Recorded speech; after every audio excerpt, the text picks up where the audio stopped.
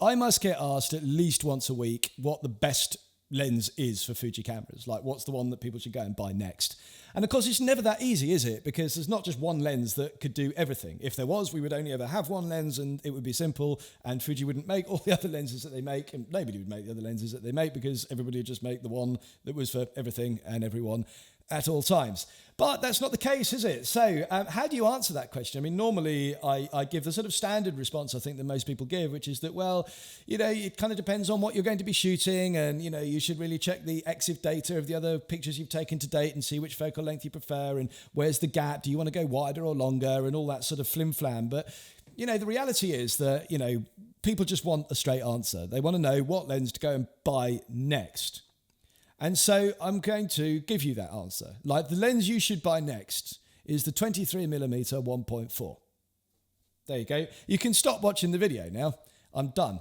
The reality is that that's the punchline. But I wanted to put a little bit of flesh on the bones there and tell you my reasons for that. Using as an example wedding photography, because I think that wedding photography is really a crucible of testing gear and putting it through its paces, because it covers everything from, the close-ups to portraits to, candid or photojournalistic work. There's so much stuff in there. So this image that's on screen now is all these images, by the way, are taken with the 23mm 1.4, and they are taken of the wedding that I shot this year, which was the closest to my heart, which is the wedding of my lovely sister Charlotte to the fantastic Paul. Super congratulations to those two, and it was an honour for me to give them wedding photography as a present, as a wedding gift. That's what I gave them. So, as you can see, the first one up here is one of the sort of bridal, groom and bride portraits taken at the church.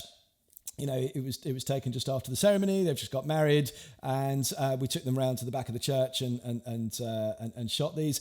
The architectural details on the church were so lovely that we wanted to incorporate those, and so it was nice to be able to have those in the shots. So I wanted something where I didn't want distortion on them particularly, because it's a portrait, but I also wanted to include some of this detail at the back as well. And I don't know if you can really see, but in the reflection of the water, in the reflection of this window, there's water, and like that's the water, and then there's the rock, and then like here's a reflection of a very narrow bit of pavement, which is where I was stood. So I couldn't have stood any further back because I would have been in the drink. So that's why I wanted to shoot with a fairly wide lens, but not too wide to get them too crazy and distorted. And so the 23mm 1.4 was bang on for me for this shot. It was absolutely exactly what I wanted to shoot with. So it did a very good job there. So, bridal groom portraits, tick. So next we have a shot taken inside the church. This was just before the wedding. Although this looks kind of set up and posed, it really wasn't. This was a candid shot that I took. Charlotte had gone into the anteroom at the back of the church, so that when Paul arrived, he didn't see her, and so it would be a surprise as she came down the aisle. So she was in this anteroom at the back. I went round the back to take her photo.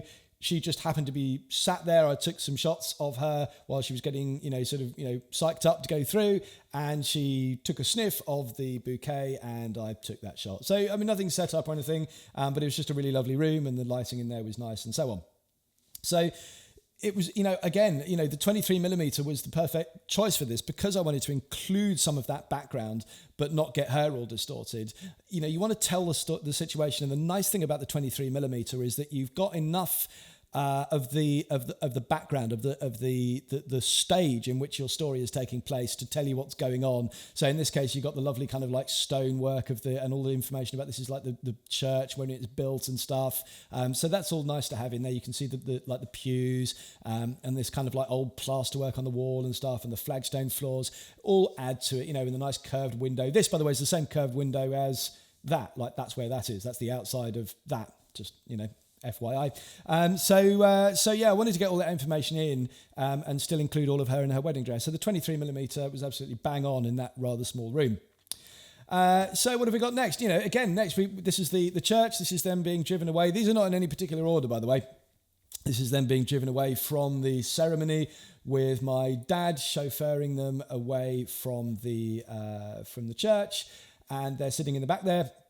So I wanted to get the car, the the pathway goes along there, round there, and then out this way. And I wanted to get the church, obviously, in there. Wanted to get some lake involved, but wanted to get the car as it went by. So I kind of wanted to get those elements in there. Again, 23mm was spot on for that. Didn't want to go too wide. Didn't want to be any tighter than this. It was spot on. It was just very comfortable to be able to frame that up from where I was. Another shot taken outdoors. This was another one of the formal portraits that were taken outside. Wanted to get the lake in, but also get them, in full so that you could see it was kind of like slightly windy day, so I wanted to get some billowiness going on through the hair and the dress and so forth. So it did a decent job on that. This was taken outside at the reception, like later on at night. This is another reason I like this lens, not just because of the focal length of it, but because of the 1.4. 1.4 means that you can then... What was the ISO on this one? It was high. Yeah, look, so I shot this at f1.4 and then at 12,800 ISO.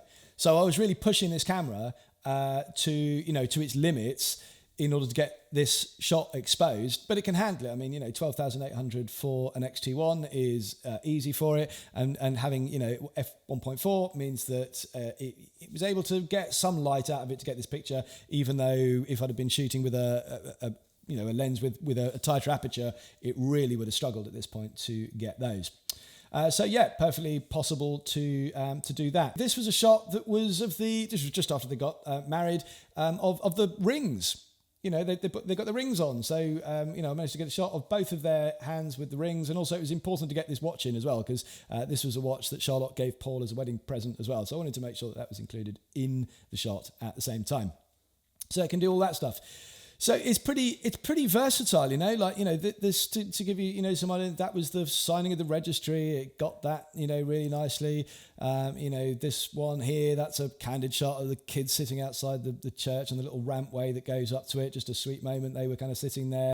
So what I'm basically saying at this point is that, as I kind of told you, a few minutes ago before showing the pictures, was that, if you, what's the best lens? If by what's the best lens for Fuji cameras means what's the best bang for your buck, what's the most versatile lens, what's the lens that will get you out of the most scrapes, what's the lens that will give you really good image quality in the most varied of situations, and that if you only if you could get away with only having one lens on the front of your camera, what lens would that be? For me, in my opinion, it's the 23mm 1.4, because you can do everything from portraits to close-up to candid work to landscapes to product photography. It's pretty much got every base covered. I'm sure there'll be people in the comments that'll disagree with me, and I'd love to hear from you as always. So let me know why I'm wrong about that and what I've missed out and what you would be shooting with. If you could only have one lens in your kit bag or on the front of your camera, what would it be? If you haven't done already, please subscribe and then make sure notifications are ticked as well, so that you can find out when these videos are going up. And as always, I shall see you again soon. Cheers.